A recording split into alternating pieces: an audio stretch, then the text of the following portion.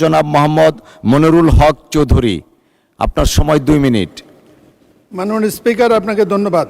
আমার উত্থাপিত বিষয় কুমিল্লা বিমানবন্দর চালু করা প্রসঙ্গে। ইতিহাস হলো, দ্বিতীয় বিশ্বযুদ্ধের সময় এই বিমানবন্দর স্থাপিত হয়েছিল জনগণের সম্পত্তিতে। পরবর্তী পর্যায়ে স্বাধীন হওয়ার পর, পাকিস্তান হওয়ার পর, বাংলাদেশ পর এই বিমানবন্দর চালু ছিল। জনগণের ক্ষতিপূরণ দেওয়া হয় নাই। 96 থেকে 2000 সালে আওয়ামী লীগ সরকারের প্রধানমন্ত্রী এর সম্পত্তি ইপিজেডকে দিয়ে দেন, কিন্তু নির্দেশ ছিল বিমানবন্দরটি চালু রাখার। এটা চালুর পক্ষে মূল কারণ হলো কুমিল্লা এখন শীর্ষ বহির্ভূত জেলা। এই জেলার মোট জনসংখ্যা 65 লক্ষ, 13% ওদের বিদেশে থাকে। তাদের যদি আটবার যায় তাতে বিমান লাভজনক হবে।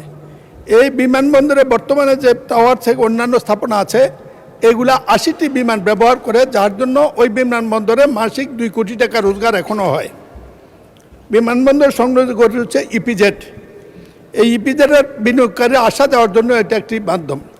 ঢাকা চট্টগ্রাম মহাসড়ক প্রায় বন্ধ হয়ে যায় ট্রাফিক ম্যানেজমেন্টের কারণে। তখন এই বিদেশিরা যেতে পারে না, ইপিজেডের ক্ষতি হয়। এই বিমানবন্দর চললে ভারত, চীন, সিঙ্গাপুর, ব্যাঙ্গকোক পরিবহন বিমানে ইপিজেডের সেবা গ্রহণ করতে পারে। এই বিমানবন্দরের স্বাস্থ্যসেবা পার্শ্ববর্তী দেশ ভারত, সিঙ্গাপুর, ব্যাঙ্গকোক যেতে পারে। কুমিল্লা জেলার রয়েছে অসংখ্য দর্শনীয় স্থান, সেগুলো দেখতে পারে। আমি অনুরোধ জানাবো, মাননীয় বিমানবন্দরটি দান খেত বিমানবন্দর করেছে এই দেশে এই স্বাধীনতার পরে, কিন্তু এই বিমানবন্দরটি চালু হয় নাই।